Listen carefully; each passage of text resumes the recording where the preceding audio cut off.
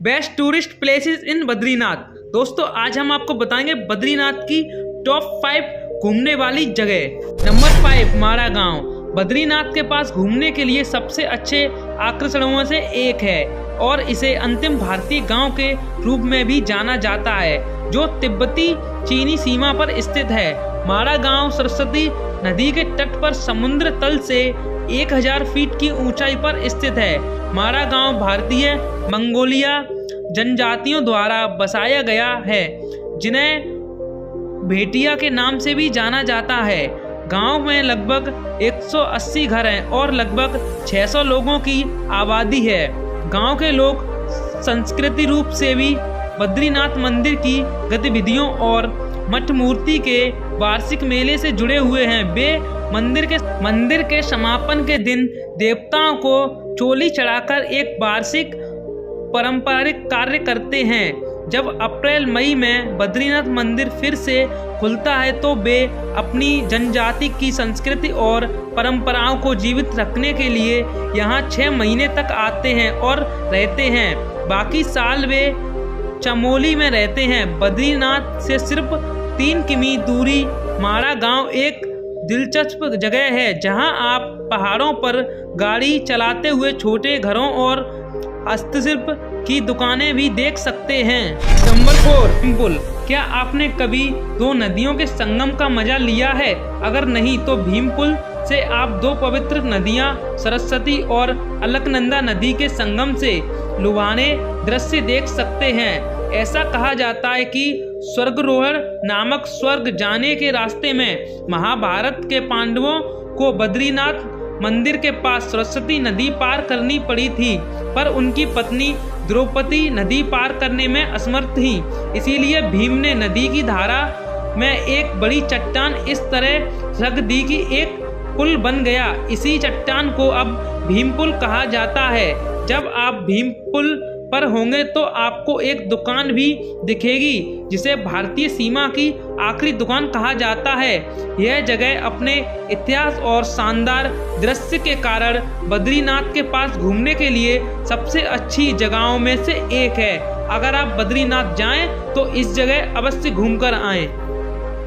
Number 3 Beas गुफा। उत्तराखंड के चमेली जिले माड़ा गांव में सरस्वती नदी के तट पर स्थित एक प्राचीन गुफा है।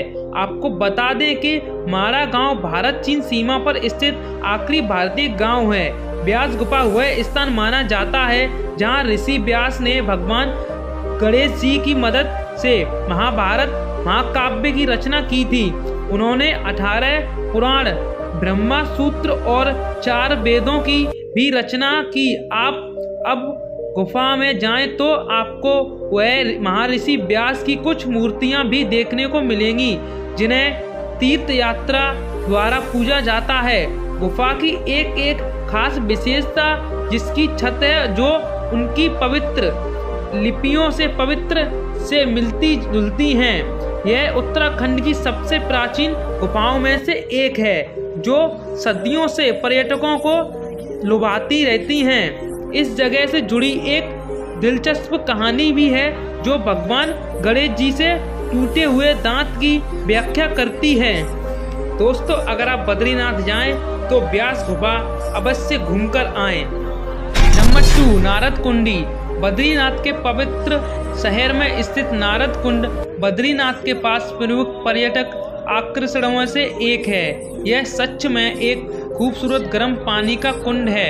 एक कहानी के अनुसार यही वो जगह है जहां ऋषि नारद ने नारद भक्ति सूत्र नाम की एक किताब लिखी थी और इसी वजह से इस जगह का नाम उन्हीं के नाम पर पड़ा है।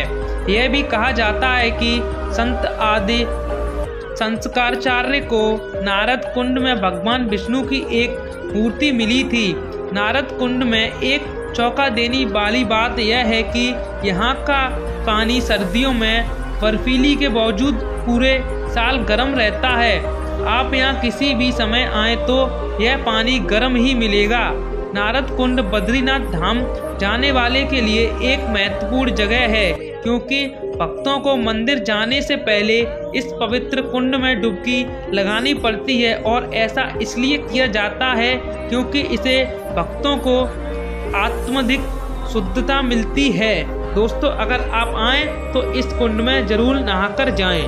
और फाइनली नंबर 1 पर है चरण पादुका। बद्रीनाथ से 3 किमी दूर और 3380 फीट की ऊंचाई पर स्थित एक चट्टान है, जहां आपको भगवान विष्णु के पैरों के निशान देखने को मिलेंगे। यह जगह बद्रीनाथ मंदिर के पास सबसे लोकप्रिय तीर्थ स्थलों में से एक है और इसकी एक वजह यह है कि यहाँ शिलखंड पर भगवान विष्णु के पैरों के निशान हैं। ऐसा माना जाता है कि जब भगवान विष्णु बैठकुंड, जो उनका आकृषीय निवास है, से नीचे उतरे तो इस चट्टान पर सबसे पहले उनके पैर पड़े, जिससे यहाँ उनके दिव्य पैरों के निशान बनाए गए। भगवान विष्णु का आशीर्वाद लेने के लिए पूरे भारत से हजारों भक्त यहाँ आते हैं। एक और चीज़ है जो इस जगह को बेहद खास बनाती है और वो है इनका ट्रैक। यहाँ चट्टान तक पहुँचने के लिए आपको ट्रैकिंग करनी पड़ेगी, जिससे पूरे करने में आपको मुश्किल से 1.5 घंटे लगेंगे। इस शिलखंड को एक धार्मिक स्थलों में रूपों से जाना जाता है, जहां हर साल सैकड़ों तीर्थयात्री और पर्यटक आते हैं। दोस्तों अगर आपको ये वीडियो अच्छी लगी हो तो प्लीज़ चैनल को सब्सक्राइब, लाइक, कमेंट, शेयर करें।